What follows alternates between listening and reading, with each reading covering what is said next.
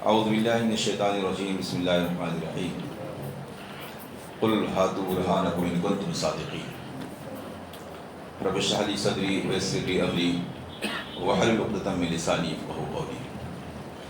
محترم سامعین، جیسا کہ آپ کو معلوم ہے کہ ہم لوگ کشف الشبہات نامی کتاب کا درس سن رہے ہیں، جس میں شرک سے متعلق لوگوں کے مختلف شکوک و شبہات اور اعتراضات کا کتاب و سنت کی روشنی میں جواب دینے اور مطمئن کرنے کی کوشش کی گئی ہے۔ اس سے پہلے بہت سے اعتراضات اور ان کے جوابات ہم سن چکے ہیں۔ اسی سلسلے کو انشاءاللہ آج آگے بڑھایا جا رہا ہے۔ مؤلف رحمہ اللہ شیخ محمد بن عبد الوہاب التمیمی لکھتے ہیں فَإِنْ قَالَ أَنَا لَا أُشْرِكُ بِاللَّهِ شَيْئًا حَاشَا وَكَلَّا۔ شرک میں مبتلا انسان جب آپ اس کو شرک سے روکنے اور سمجھانے کی کوشش کریں، اگر وہ یہ کہے کہ ہم تو قطعاً اللہ کے ساتھ کسی کو شریک ماننے کے تیار نہیں ہیں، اللہ تعالیٰ کے ساتھ کسی کو شریک ماننے کو تیار نہیں ہیں، ہم جو کچھ کر رہے ہیں اس کو نہ شرک سمجھتے ہیں، نہ شرک کو جائز سمجھتے ہیں، اور نہ ہی شرک کرنے کو تیار ہیں۔ ہم شرک نہیں کر رہے ہیں، حاشا وکلا، قطعاً نہیں، ہرگز نہیں، ہم اس کے قائل نہیں ہیں۔ وَلَكِنَ الِالتِّجَاءُ إِلَى الصَّالِحِينَ لَيْسَ بِشِرْكٍ۔ اور یہ جو کام ہم کر رہے ہیں صالحین کے ساتھ، اولیاء بزرگان دین کے ساتھ، انبیاء کے ساتھ، ان سب کاموں کے کرنے کو شرک نہیں کہا جا سکتا ہے۔ اگر کوئی شرک میں مبتلا انسان یہ کہے کہ ہم شرک کے قائل نہیں ہیں اور جو کر رہے ہیں یہ شرک نہیں ہے، مسئلہ یہی پیدا ہوتا ہے کہ جو وہ کر رہے ہیں وہ اس کو شرک نہیں سمجھتے ہیں۔ اسی لیے میں اکثر یہ کہتا ہوں کہ ہمیں قطعاً اس بدگمانی میں نہیں رہنا چاہیے کہ بہت سے مسلمان شرک کر رہے ہیں۔ وہ جان بوجھ کر شرک میں مبتلا نہیں ہیں۔ جو آرزوئیں ہماری ہیں وہی آرزوئیں ان کی بھی ہیں۔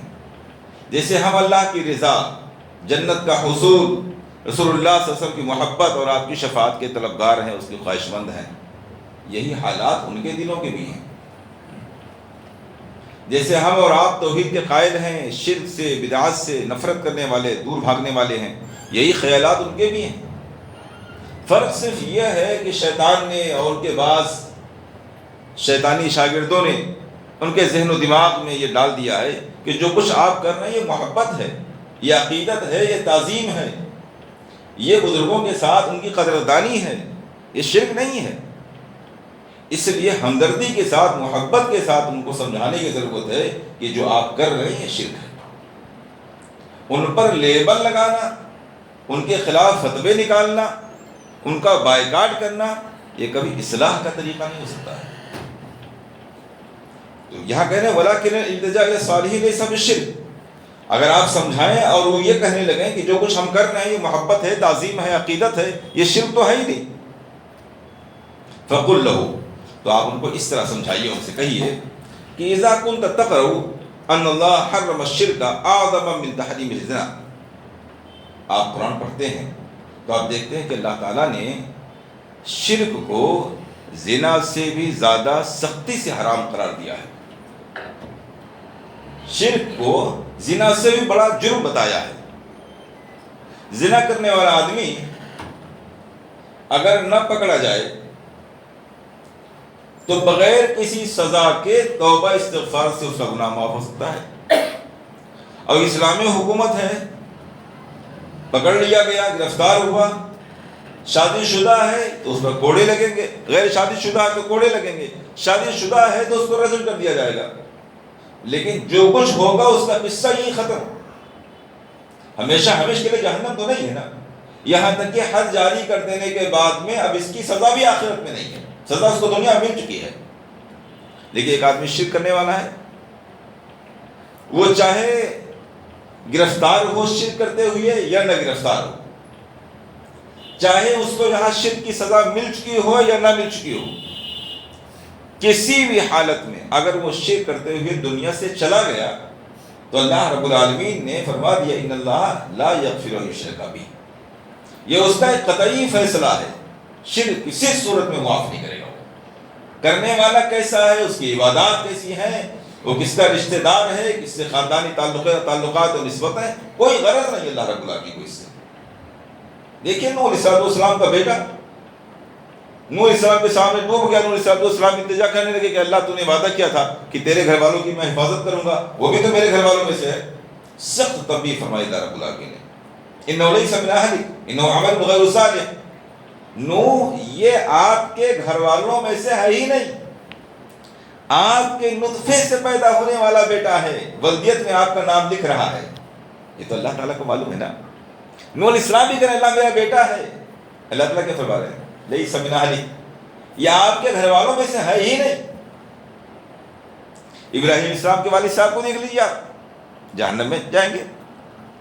رسول اللہ صلی اللہ علیہ وسلم کے چچا ابو طالب کو دیکھ لیجیے، لوط علیہ السلام کی بیوی کو دیکھ لیجیے، لیکن اس کے مقابلے میں فرعون کی بیوی آسیہ کو دیکھ لیجیے، فرعون کے گھر میں بہن وَأَنَا رَبُّكُمُ الْأَعْلَىٰ کا اعلان کر رہا ہے، اور وہ ایسے پاک باز ہیں کہ اللہ رب العالمین نے قرآن میں اس کا تذکرہ فرما دیا، جنتی خاتون ہے۔ تو اللہ تعالیٰ کے یہاں اس سے کوئی غرض نہیں ہے کہ نسبت کیا ہے، خاندان کیا ہے، تعلقات کیا ہیں، مکانات کیا ہیں، کوئی غرض نہیں اس سے، زبان کیا ہے، کچھ نہیں، اصل کیا ہے توحید۔ تو جب یہ بات آپ جانتے ہیں کہ اللہ رب العالمین نے قرآن کریم میں شرک کو زنا سے بھی زیادہ سخت حرام قرار دیا ہے، وَذَكَرَ أَنَّ اللَّهَ لَا يَغْفِرُ، اور آپ یہ بھی پڑھتے ہیں قرآن میں کہ اللہ رب العالمین نے اعلان فرما دیا کہ شرک کی مغفرت نہیں فرمائے گا۔ فَمَا هَذَا الْأَمْرُ الَّذِي حَرَّمَهُ اللَّهُ، اب یہ سوال چل رہا ہے، اس سے پوچھا جا رہا ہے جو یہ کہتا ہے کہ جو کچھ ہم کر رہے ہیں اولیاء کے ساتھ یہ شرک نہیں ہے، تو اس کو یہ جواب دیا جائے گا کہ آپ جانتے ہیں قرآن میں اللہ تعالیٰ نے شرک کو سخت حرام قرار دیا، آپ جانتے ہیں کہ اللہ تعالیٰ نے فرما دیا کہ اس کو معاف نہیں کیا جائے گا۔ فَمَا هَذَا الْأَمْرُ الَّذِي حَرَّمَهُ اللَّهُ، تو وہ کون سا کام ہے جس کو اللہ تعالیٰ نے حرام قرار دیا، یہ کون سا شرک ہے؟ اللہ تعالیٰ نے شرک کو حرام قرار دیا نا، یہ شرک کیا ہے؟ کوئی اس کی ڈیفینیشن ہوگی، کچھ اس کے کام ہوں گے، اس زمانے میں کچھ کسی نہ کسی شکل میں پایا جا رہا ہوگا، تبھی تو اللہ رب العالمین اس کو حرام قرار دیا۔ وہ ہے کیا چیز جس کو اللہ نے حرام قرار دیا اور جس کے بارے میں اتنی سختی سے فرمائی کہ اس کی مغفرت نہیں ہوگی؟ وَذَكَرَ أَنَّهُ لَا يَغْفِرُ فَإِنَّهُ لَا يَدْرِي، تو عام طور سے ایسا ہی ہوگا کہ اس کو اس کا جواب نہیں معلوم ہوگا، اس لیے کہ میں پہلے بھی ذکر کر چکا ہوں اللہ کے فضل و کرم سے جس طرح سے ہم لوگ مسلسل توحید پر، شرک پر، بدعات پر، سنتوں کی اہمیت پر بڑی وضاحت کے ساتھ کنٹینیو مسلسل گفتگو کرنے کی کوشش کرتے رہتے ہیں، غیروں کے یہاں ان تمام موضوعات پر نہ کوئی چرچا ہے، نہ اس کی پہچان اور معرفت ہے۔ اور یہ اللہ کی محبت کا تذکرہ ملے گا، رسول اللہ صلی اللہ علیہ وسلم کی محبت اور عشق رسول کے نعرے ملیں گے، لیکن تقاضے کیا ہیں محبت رسول کے، سنتیں کیا ہیں جن کی پیروی کرنی ہے، سنت کی کیا اہمیت ہے، توحید کیا ہے کہ جس کے بغیر کوئی چیز مقبول نہیں، شرک اور شرک کے دروازے اس کی اقسام کیا ہیں، کوئی تفصیل نہیں ملے گی۔ فَإِنَّهُ لَا يَدْرِي، تو اکثر ایسا ہوگا جب آپ اس سے پوچھیں گے کہ وہ کون سا کام ہے جس کو اللہ نے شرک قرار دیا ہے، جس کو حرام قرار دیا، جس کے بارے میں فرمایا کہ وہ معاف نہیں کرے گا، وہ ہے کون سا کام، ڈیفینیشن کیا ہے اس کی، فَإِنَّهُ لَا يَدْرِي، تو اکثر کیا ہوگا، وہ یہ کہہ دے گا نہیں معلوم ہے، اکثر یہ ہوگا۔ فَقُلْ لَهُ، تو آپ اس سے کہیے كَيْفَ تُبَرِّئُ نَفْسَكَ مِنَ الشِّرْكِ وَأَنْتَ لَا تَعْرِفُ، جب آپ کو یہی نہیں معلوم کہ شرک کیا ہے اور کیا نہیں ہے، تو پھر آپ یہ کیسے کہہ سکتے ہیں کہ یہ کام جو ہم کر رہے ہیں یہ شرک نہیں ہے؟ جب کسی آدمی کو شرک کی پہچان ہی نہیں ہے تو یہ کیسے دعویٰ کر سکتا ہے کہ جو ہم کر رہے ہیں اس کا نام شرک نہیں ہے؟ یہ تو ڈیفینیشن کسی کو معلوم ہوگی تب نہ کر سکتا ہے۔ اگر کسی کو مسجد کی ڈیفینیشن نہیں آتی ہے تو وہ کیسے کہہ سکتا ہے کہ یہ مسجد نہیں ہے؟ وہ تو گھر کو بھی مسجد کہہ دے گا اور مسجد کو بھی گھر نہیں کہے گا، کیونکہ اس کو ڈیفینیشن نہیں معلوم ہے۔ تو جب وہ شرک جانتا ہی نہیں تو کیسے کہہ سکتا ہے کہ ہم شرک نہیں کر رہے ہیں؟ ام کیف یحرم اللہ علیک ھذا ویذکر انہ لا یغفر ولا تسأل عنہ ولا تعرف، ایسا کیسے ہو سکتا ہے کہ اللہ رب العالمین نے ایک گناہ کو حرام قرار دیا ہو، ایک گناہ کے بارے میں کہہ دیا کہ وہ معاف نہیں کریں گے، اور آپ اللہ سے یہ نہ پوچھیں کہ اللہ وہ گناہ کون سا ہے؟ وہ جرم کیا ہے جس کے بارے اس کا نام تو نے شرک رکھا ہے، اور جس کے بارے میں اتنی سختی سے تو کہہ رہا کہ ہم اس کو معاف نہیں کریں گے، اس کے قریب مت جانا۔ جب اللہ یہ حکم نازل کر رہا ہے تو ہماری ذمہ داری بن جاتی ہے کہ اس معاملے میں حساس بن جائے، سینسٹیو بن جائے کہ بھائی یہ کوئی بہت بڑا گناہ ہے۔ بہت جسے والدین بعض دفعہ کسی چیز کے بارے میں کہتے ہیں بیٹا اس کے قریب مت جانا، اگر والدین سنجیدگی کے ساتھ بچوں کے سامنے بات رکھے کہ اس کے قریب مت جانا تو فوراً بچوں کا احساس جاگتا ہے، اور بچپن کا دور ہوتا ہے، اس لیے ان کی چاہت پیدا ہوتی ہے کہ ذرا یہ دیکھیں، معلوم کریں یہ ہے کیا چیز جس کے بارے میں ابا کہہ رہے ہیں کہ اس کے قریب جانا۔ تو جو اللہ رب العالمین قرآن کریم میں اتنی سختی کے ساتھ کہہ رہا ہے کہ شرک کے قریب نہ جانا، شرک کا یہ جرم ہے، اس کی معافی نہیں ہے، تو کیا ہمیں پوچھنا نہیں چاہیے اللہ تعالیٰ سے؟ اس کی کتاب میں ڈھونڈنا نہیں چاہیے؟ اس کے نبی سے معلوم نہیں کرنا چاہیے کہ اے اللہ کے رسول، اے اللہ، اے قرآن کہاں ہے یہ، کیا چیز ہے یہ، کیا اس کی ڈیفینیشن ہے، کیا اس کے اعمال ہیں؟ معلوم ہونا چاہیے نا۔ اتظن ان اللہ یحرم ولا یبین اللہ، کیا آپ یہ سمجھتے ہیں کہ اللہ تعالیٰ ایک جرم کو اتنی سختی سے حرام قرار دے گا اور پھر یہ نہیں بتائے گا کہ یہ جرم کیا ہے؟ ایسا ہو سکتا ہے کہ اللہ تعالیٰ ایک جرم کو حرام قرار دے کہ یہ شرک ہے، کرنے والا آدمی ہمیشہ کے لیے جہنمی ہے، اسی کے لیے اس نے اتنی بڑی جہنم تیار کی، اس کی صفات بتائی، سارا سب قرآن و حدیث میں وضاحت کے ساتھ بیان ہو جائے، اور پھر آخری بات یہ نہ بتائی جائے کہ یہ کام کون سا ہے جس کی وجہ سے اتنی بڑی سزا ہے؟ ایسا ہو سکتا ہے؟ نہیں ہو سکتا ہے نا۔ اللہ نے ضرور بیان کیا ہوگا، تو قرآن سے پوچھنا چاہیے نا۔ فَإِنْ قَالَ الشِّرْكُ عِبَادَةُ الْأَصْنَامِ، اگر وہ یہ کہنے لگے کہ شرک، پہلی بات تو اس کو شرک کی ڈیفینیشن معلوم نہیں، لیکن ہو سکتا ہے وہ یہ کہے کہ شرک نام ہے بتوں کی عبادت کرنے کا، کیونکہ یہی ذہن میں بیٹھا ہوا ہے کہ وہ بت پرست قوم تھی، ارے بولے بت پرست قوم تھے، بتوں کی پوجا کرتے تھے، خانہ کعبہ کے آس پاس 360 بت موجود تھے، اللہ کے رسول صلی اللہ علیہ وسلم نے فتح مکہ میں ان کو گرا دیا، ختم کر دیا، یہ سب یہ تو شرک ہے۔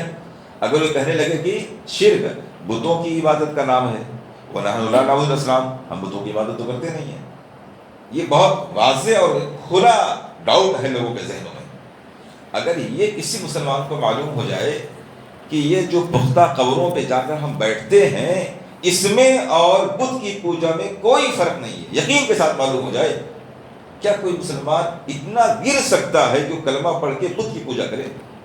نہیں ہو سکتا ہے۔ کوئی مسلمان جب کھلا شرک کر رہا ہو کسی بت کے سامنے کبھی نہیں سر جھکا سکتا ہے، الا یہ کہ وہ جہالت کی انتہا درجہ کو گزر جائے، بات الگ ہے۔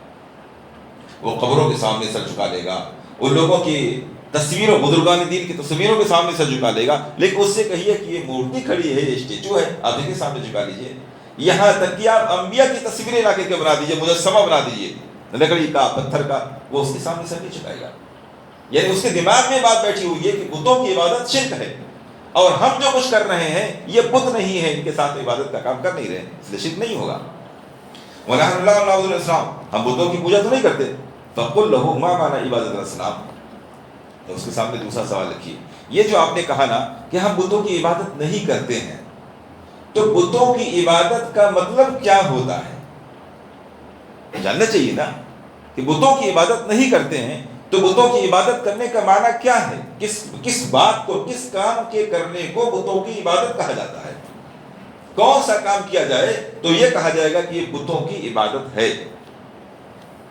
أَتَظُنُّ أَنَّهُمْ يَعْتَقِدُونَ أَنَّ تِلْكَ الْأَخْشَابُ وَالْأَحْجَارُ تَخْلُقُ وَتَرْزُقُ وَتُدَبِّرُ أَمْرَ مِنْ دَاعٍ، کیا آپ یہ سمجھتے ہیں کہ عرب کے لوگ جو بتوں کی پوجا کرتے تھے، جن کو آپ بت پرست کہتے ہیں، مشرک کہتے ہیں، کیا وہ یہ سمجھتے تھے، کیا یہ عقیدہ رکھتے تھے کہ یہ لکڑی کے اسٹیچو، یہ پتھر کے بت، یہ کسی کو پیدا کرتے ہیں، کسی کو روزی دیتے ہیں، یا جو آدمی ان کو پکارتا ہے اس کا کوئی بگڑا کام بنا دیتے ہیں؟ کیا وہ ایسا سمجھتے تھے؟ فَهَذَا يُكَذِّبُ الْقُرْآنَ، قرآن اس سے انکار کر رہا ہے، ایسا وہ نہیں سمجھتے تھے۔ وہ لکڑی، پتھر، قبروں، درختوں، جس کی بھی پوجا کرتے تھے، خالق واحد غازی تو نہیں مانتے، سب کائنات کے نظام کو چلانے والا تو نہیں مانتے تھے۔ کما فی قوله تعالی، جیسا کہ اللہ رب العالمین نے قرآن میں فرمایا، قُلْ مَن يَرْزُقُكُم مِّنَ السَّمَاءِ وَالْأَرْضِ، ان سے پوچھیے کہ آسمان اور زمین سے روزی کون دیتا ہے، اور مردے سے زندہ اور زندہ سے مردہ کون نکالتا ہے، وَمَن يُدَبِّرُ الْأَمْرَ، اور تمام معاملات کا انتظام کس کے ہاتھوں میں ہے؟ تو یہی کہیں گے اللہ کے ہاتھ میں ہے۔ اس کا مطلب وہ ان لکڑیوں کے، ان پتھروں کے بتوں میں، تصویروں میں، مجسموں میں کسی طرح کی قدرت کا تصور نہیں رکھتے تھے، خالق مالک رازق کچھ نہیں سمجھتے تھے۔ وَإِنْ قَالَ هُوَ مَنْ قَصَدَ خَشْبَةً أَوْ حَجَرًا أَوْ بُنْيَةً عَلَى قَبْرٍ أَوْ غَيْرِهِ يَدْعُونَ اللَّهَ وَيَسْجُدُونَ لَهُ، اور اگر یہ کہے یہ بات ٹھیک ہے، مانتے ہیں ہم آپ کی، قرآن نے بیان کر دیا کہ بھئی یہ تو عبادت، یہ ان کے اندر کوئی قدرت نہیں سمجھتے تھے، لیکن وہ پھر بھی مشرک ہوئے۔ اگر وہ ایسا کہے، یہی کہے گا آدمی، وہ ٹھیک ہے، آپ کی بات درست ہے کہ وہ خالق مالک رازق نہیں سمجھتے تھے، پھر بھی مشرک ہوئے۔ وہ کیوں مشرک ہوئے؟ اس لیے کہ وہ ان مجسموں یعنی بتوں کے پاس، ان پتھروں کے پاس، ان قبروں کے پاس، ان درختوں کے پاس دعا کرنے کے لیے جاتے تھے، وہاں جا کے اپنے جانور ذبح کرتے تھے، ان کے ناموں کی نظر مانتے تھے، ان کے ناموں پر اپنے بچوں کے نام رکھتے تھے، وہاں وہ برکت حاصل کرتے تھے، تبرک حاصل کرتے تھے، یہ سب کام کرتے تھے جس کی وجہ سے وہ مشرک ہوئی۔ اگر وہ یہ کہے یہ بات ٹھیک ہے آپ کی کہ وہ ان کو خالق مالک رازق نہیں مانتے تھے، تو سوال کیا ہوگا؟ جب خالق مالک رازق نہیں مانتے تھے تو پھر مشرک کیسے ہوگی؟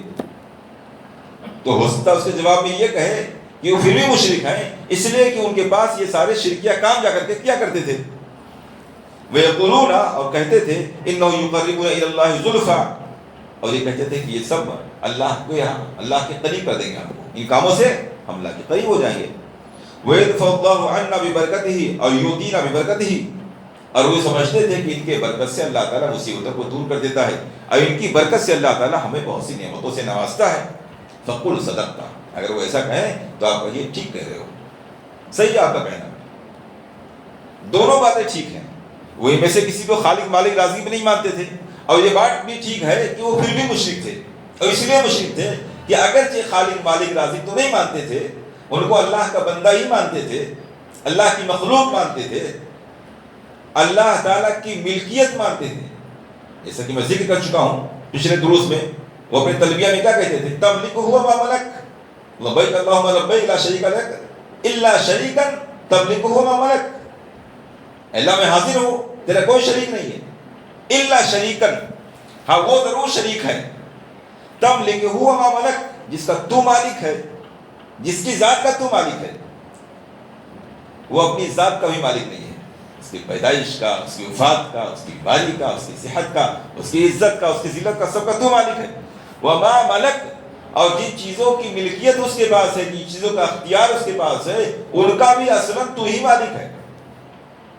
یہ سب کچھ مانتے تھے، پھر بھی مشرک تھے، یہ بات آپ کی ٹھیک ہے، اور اس لیے مشرک تھے کہ ان سب باتوں کو ماننے کے باوجود وہ ان کے پاس جا کر وہ کام کرتے تھے جو صرف اللہ کے پاس جا کر کرنا چاہیے تھا، ان سے دعا کرتے تھے، ان کے پاس ذبح کرتے تھے، قربانی کرتے تھے، یہ سارے جو کام کرتے تھے ان کاموں کی وجہ سے مشرک ہوئے۔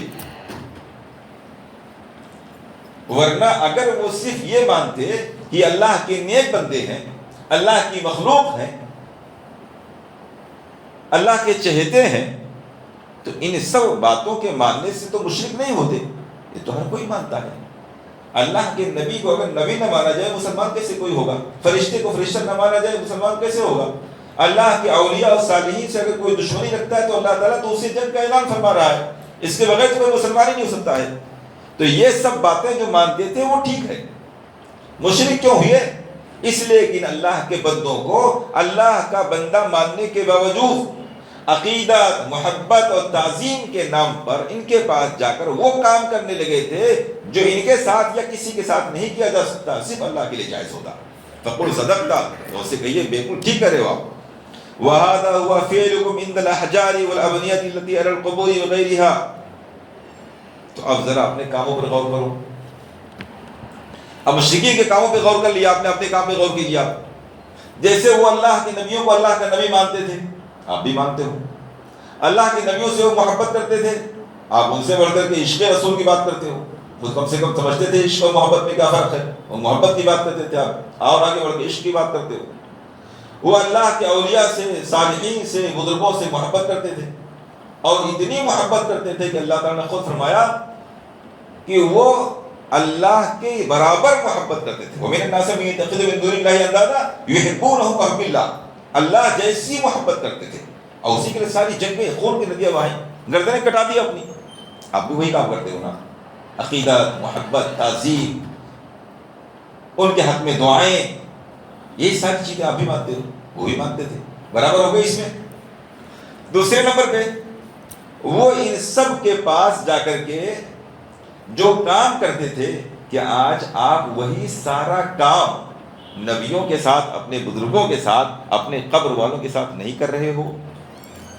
وہ ابراہیم اسماعیل صاحب السلام کو مجسمہ بنا کر کے ان کو پکارتے تھے، ان سے مدد مانگتے تھے کہ آپ ایسا نہیں کر رہے ہو یا رسول اللہ المدد، بلکہ اس سے آگے بڑھ کر کے یا غوث المدد یا علی المدد، ایک آپ تو وہ بھی کرتے تھے نا.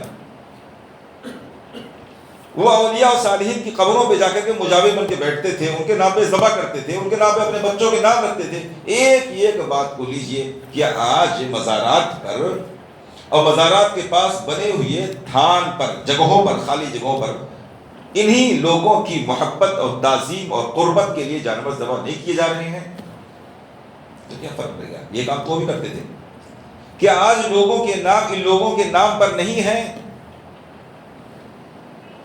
آپ کتنے ایسے لوگوں کو دیکھیں گے کہ انہی بزرگان دین کے نام پر انہوں نے اپنے بچوں کا نام رکھا ہوا ہے. عبد کی نسبت ان کو دین کی طرف کر رہے ہوتے ہیں، بندہ کہتے ہیں.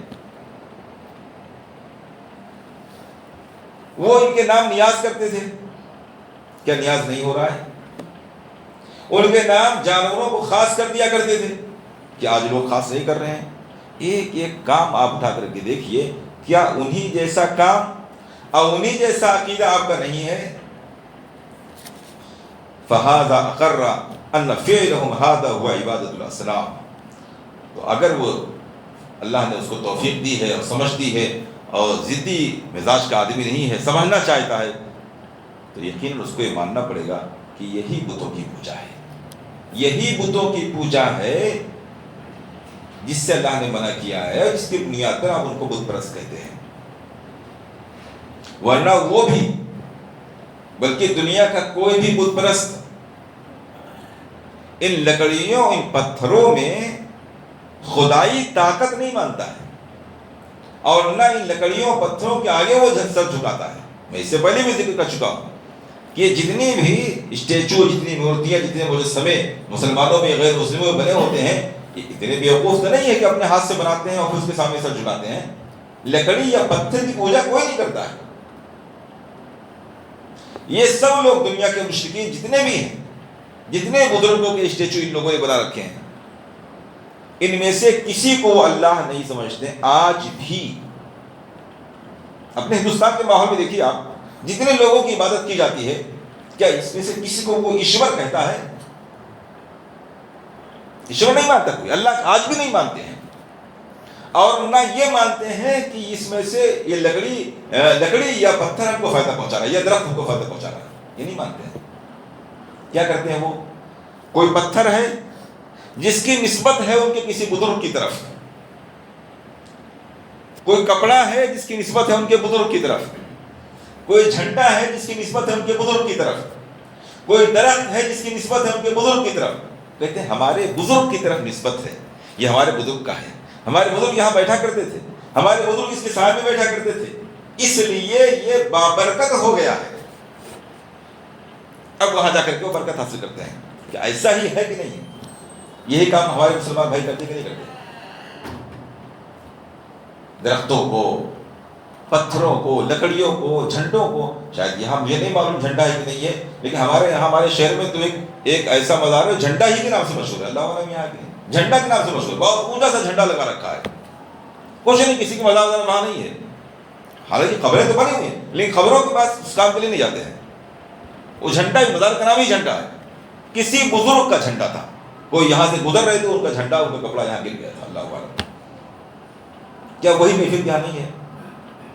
تو یہ سارے لوگ ان غیر جاندار چیزوں سے برکت حاصل کرتے ہیں. غیر جاندار سے، جو جاندار نہیں ان سے برکت حاصل کرتے ہیں، اس وجہ سے کہ ان کی نسبت ہے کسی بزرگ کی طرف.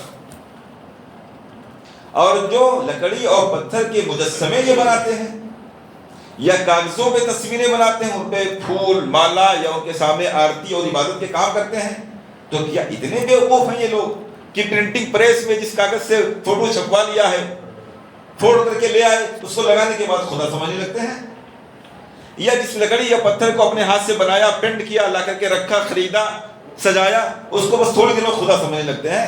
نہ ایسا پہلے ہوتا تھا، نہ آج ہو رہا ہے۔ کیا خیال ہے ان لوگوں کا؟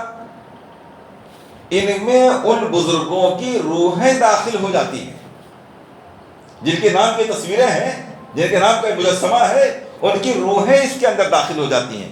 تو جب ہم ان کے سامنے کوئی کام کرتے ہیں تو حقیقت میں ان بزرگوں کے سامنے کر رہے ہوتے ہیں، نہ کہ اس لکڑی و پتھر کے سامنے کرتے ہیں۔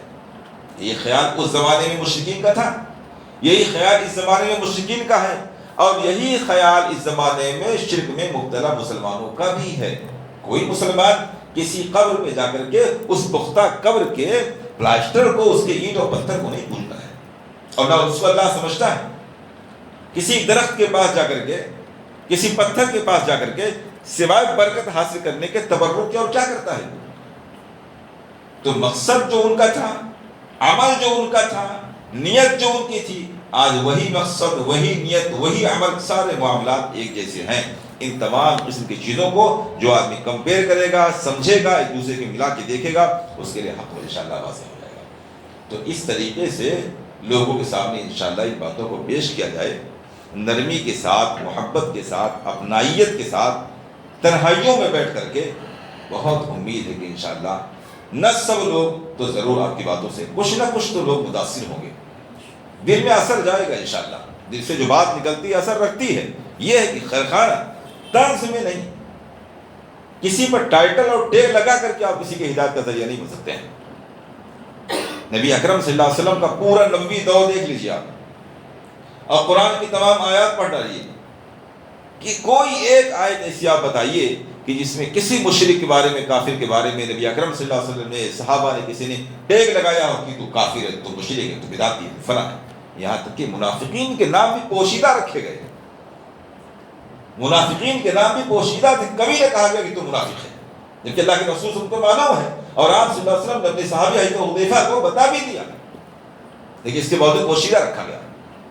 تو اس لیے نرمی سے، محبت سے، اپنائیت سے، اور دلائل کی مضبوطی کے ساتھ، لاجیکل دلیل کے ساتھ بات کریں گے انشاءاللہ، تو دل میں بات اترے گی اور تبدیلی آئے گی۔ ضرورت اس بات کی ہے کہ اس کام پر ہم کمر کس لیں، اور اس کے لیے خیرخانہ طریقے سے اپنے لوگوں سے، اپنے گھر سے، اپنے پڑوس سے اس کی شروعات کریں۔ انشاءاللہ سلسلہ آگے بڑھائیں گے تو تبدیلی آئے گی۔ وقت لگتا ہے، نبی اکرم صلی اللہ علیہ وسلم کو اپنا ملک چینج کرنے میں 23 سال لگا تھا۔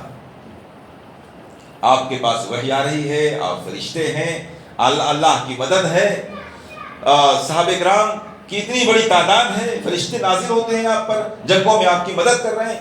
ہمارے پاس تو ایسا کچھ بھی نہیں تھا، نہ ایسے ساتھی ہیں، نہ کوئی فرشتہ اتر رہا ہے، نہ کوئی وحی آ رہی ہے، نہ کوئی نبی ہے، کچھ بھی نہیں ہے۔ تو جب آپ کو 23 سال لگ گیا تبدیل کرنے میں، جبکہ آپ کا اخلاق اتنا بلند تھا کہ آپ امین اور صادق تھے، ہمارا تو اخلاق بھی اس درجے کا نہیں ہے، ان سب چیزوں کے باوجود آپ کو 23 سال لگ گیا۔ اگر ہم یہ سمجھ بیٹھے کہ یہ کام 2-4 دن میں 2-4 مرتبہ میں ہو جائے تو ابھی اس کا مطلب ہم غلط فہمی میں ہیں، جلدی میں ہیں، اتنی جلدی میں نہیں ہوتا ہے۔ مولانا عبدالکلام آزاد کے بعد میں دہراتا رہتا ہوں، وہ لکھتے ہیں کہ ملکوں کو فتح کرنا اتنا مشکل نہیں ہے جتنا دل کو فتح کرنا مشکل ہوتا ہے۔ آپ تلوار اور طاقت کی بنیاد پر لوگوں کے سر کاٹ سکتے ہیں، سر جھکا سکتے ہیں، کسی کا دل بدل لینا، برسہ برس آبا اجداد سے جس عقیدت اور جس عقیدے پر آدمی چلا آ رہا ہے اس سے اس کو ہٹا دینا اور صحیح راستے پر لے آنا اتنا آسان نہیں ہے، لیکن شرط ہے ہم ہمت نہ ہاریں، اخلاص کے ساتھ اللہ سے دعا کرتے ہوئے اس کام کو جاری رکھیں، انشاءاللہ اس میں خیر ہوگا، سب سے پہلے ہمارے لیے، اس کے بعد ہمارے معاشرے کے لیے بھی۔ اللہ رب العالمین سے دعا ہے کہ ہمیں کتاب و سنت کو صحیح معنوں میں سننے سمجھنے، اس پر عمل کرنے، اس کے تقاضوں کو پورا کرنے کی توفیق عنایت فرمائے، آمین۔ وآخر دعوانا ان الحمد للہ رب العالمین۔